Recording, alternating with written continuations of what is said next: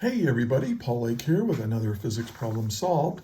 This is the channel where I solve the physics homework problems provided to me by my tutoring clients. See the video description below for a way to get in contact with me if you would benefit from a private tutor. My rates are reasonable and I'm really good. And if you find this video helpful, please give it a thumbs up. Subscribe to my channel if you're a physics student, and share it with some of your friends in class. That would be very helpful for me. Anyway, this is a little different from my usual. I'm going to do a multiple choice question today. And so the question is, when does gravity do work or no work? Here's the multiple choice problem. So let's read through it. We have a satellite moving in a circular orbit around the Earth at a constant speed. Which of the following statements correctly explains what is happening with the satellite's kinetic energy over time as it completes a circular path? So A, the kinetic energy is constantly changing because the direction of the velocity is constantly changing. The kinetic energy is constantly changing because the force of gravity is constantly being applied, doing work on the satellite. The kinetic energy remains a constant value because the velocity vector is always perpendicular to the direction of the force of gravity, thus gravity is doing no work. Or D, the kinetic energy remains a constant value because although the force of gravity is doing work, it is alternating positive and negative work as it pulls in opposite directions. So typical kind of problem you might see on an AP Physics 1 or even AP Physics C exam. And here's some of the concepts that we're going to use, and I will explain them, but it's good if you're familiar with them. We're going to use the definition of work. We're going to use Newton's law of gravity, the work energy theorem. Oh, we'll also talk about maybe centripetal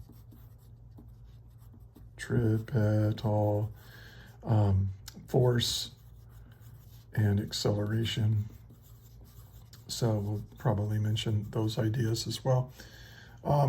So now, since this is pause the video now and give it a try on your own. You may have already done that. But which of these answers is correct? Well, first of all, the satellite is moving in a circular orbit around the Earth at a constant speed, right? So now constant speed, we know that, kinetic energy, right, is 1/2 mv squared. So if the mass of my satellite isn't changing with time, and if my speed isn't changing with time, well, then my kinetic energy is not changing with time. So therefore, the kinetic energy is constant. So right away, you can eliminate A and B. So it's between C and D, okay?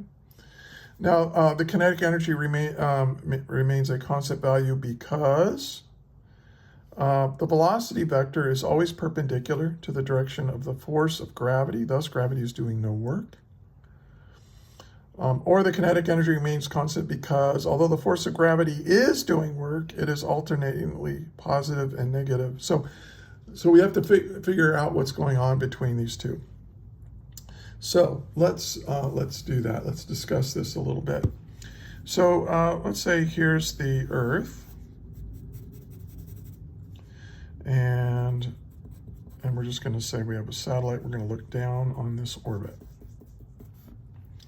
Now, if my satellite is right here, we'll give it a little m. We got the force of gravity pulling it towards the center of the Earth. Okay. And in fact, no matter where we are, that force of gravity is pointed towards the center of the Earth. It is a central seeking force, a centripetal force, right?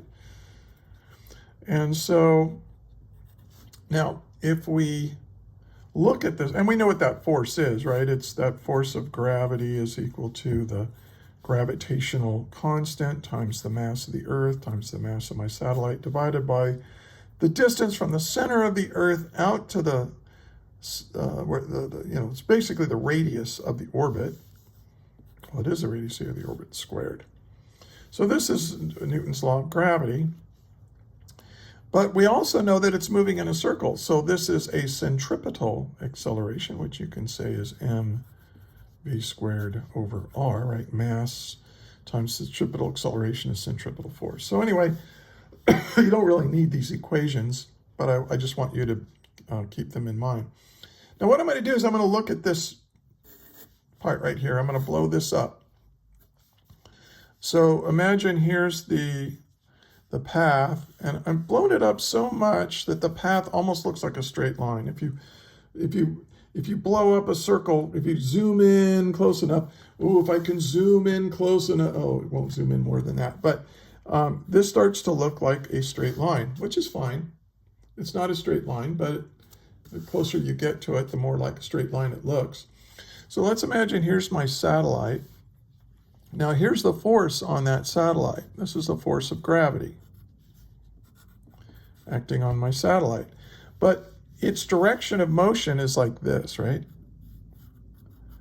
Now this is my velocity vector. And it's a constant magnitude, right? It says in the problem that it moves with a constant speed. But of course, the direction of the velocity vector is constantly changing. You know, if I look back on this picture, we're moving like this. There's my velocity vector, but now my velocity vector looks like this, and it looks like this. But notice that it's always tangential to the path. And if you zoom in on any path enough, it almost looks like a straight line, and so it's just right along that straight line.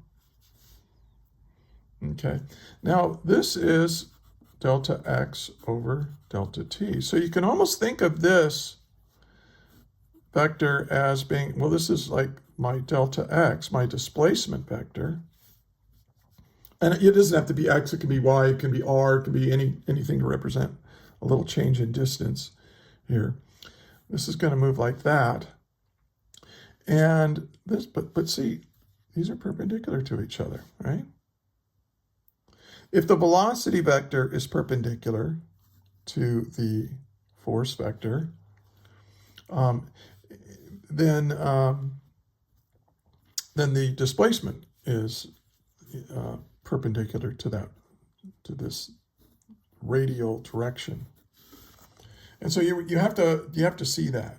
You have to see that, like any curved path, even if you have curvilinear motion, where you have, you know, all kinds of stuff going on, you can take any curve and make it, you can kind of estimate what that radius of curvature is as you go around a turn, and your path is always perpendicular to your radial direction. Like here's a radius, r, but here's some kind of radial direction. These are always perpendicular to each other. And since this is a circular motion, right, it's just, you're just going around like that.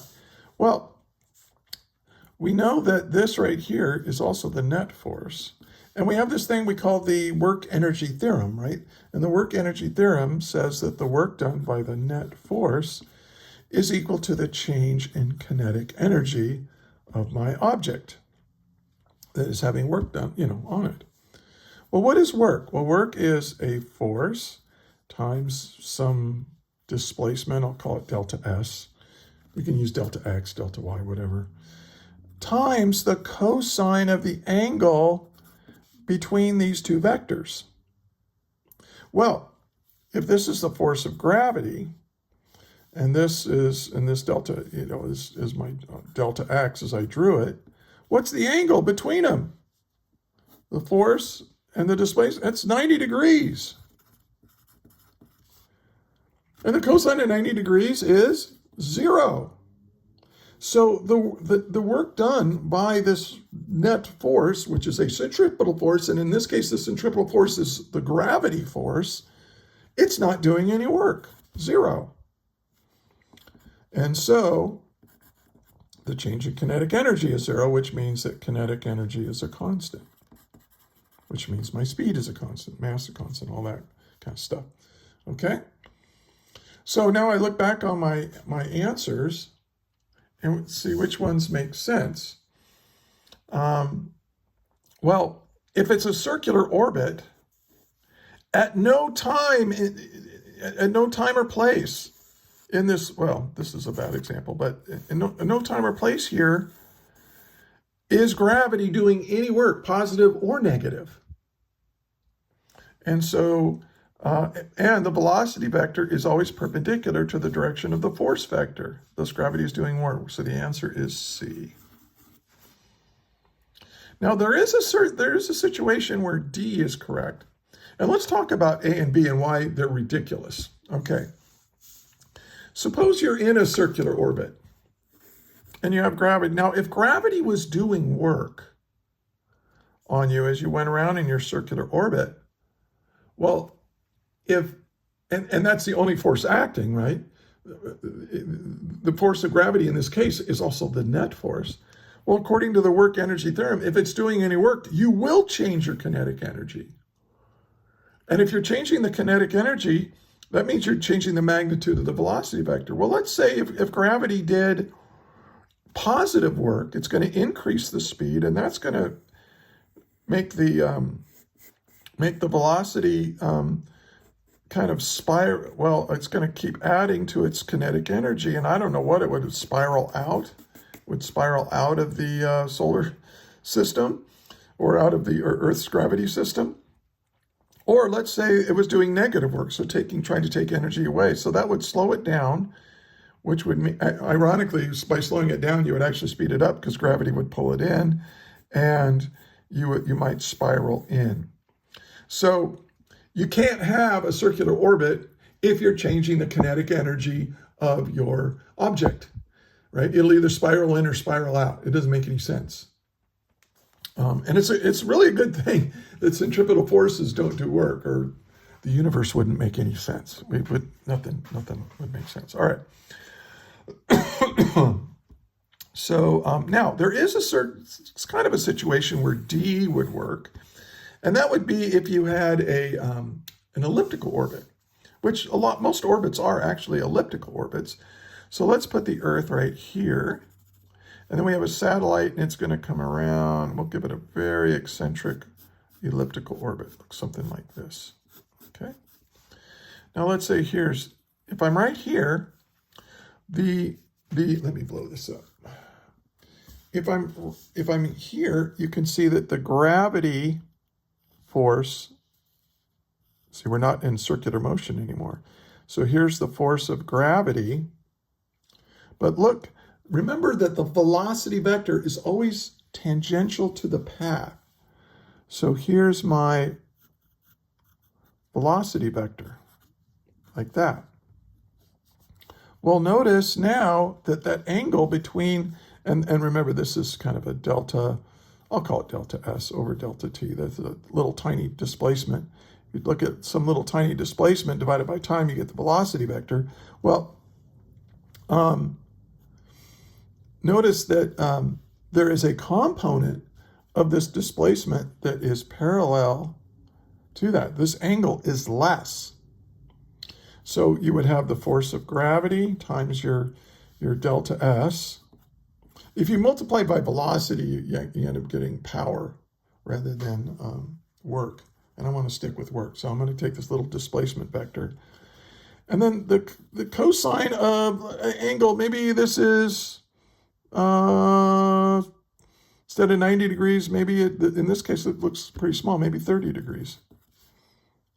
Well, now work is being done, right? Gravity is doing work, and that will change the kinetic energy of my satellite. But what's that mean? It means it's going to speed up, speed up, speed up, speed up, speed up, speed up, speed up until we get right here. Now, when you're right here, the velocity vector is perpendicular. So for that instant, the work being done is 0. But then you come around here, and now it starts doing, and now you start slowing down, slowing down, slowing down. It's because if you're over here, the force vector is like this, but the displacement vector is like this, which means the angle here is greater than 90 degrees, between 90 and 180, right? And what is the cosine of an angle between 90 and 180? It's a negative value. So gravity is going to do negative work, which means we're taking the kinetic energy of the satellite away. Where is it going? It's becoming gravitational potential energy as it gets farther and farther and farther from the Earth until it gets right here. And then at this point, right, the gravity is like this, but the displacement vector is like this. So now, once again, they're perpendicular to each other. So at the very ends, gravity is doing zero work. But in between, here it's doing positive work. So we're speeding up, speeding up, speeding up. Then we're doing negative work, slowing down, slowing down, slowing down, slowing down. So the slowest you go is over here. The fastest you go is over here. It's kind of like Kepler's laws. I don't know if you've studied Kepler's laws yet, but that's kind of the same idea. All right, well, that is it for this problem. I tend to give very, very, very thorough explanations of these problems. So if you explore some of my other videos, you can scroll around or sometimes use double speed. I won't be offended. Just don't tell me. All right. Okay, well, thank you for listening. Please give it if you found this helpful, please right now go down and give me a thumbs up so that helps other people find my videos. And subscribe to my channel if you're a physics student. Share it with a friend. And thank you. So until next time, may the net force be with you always. That is all.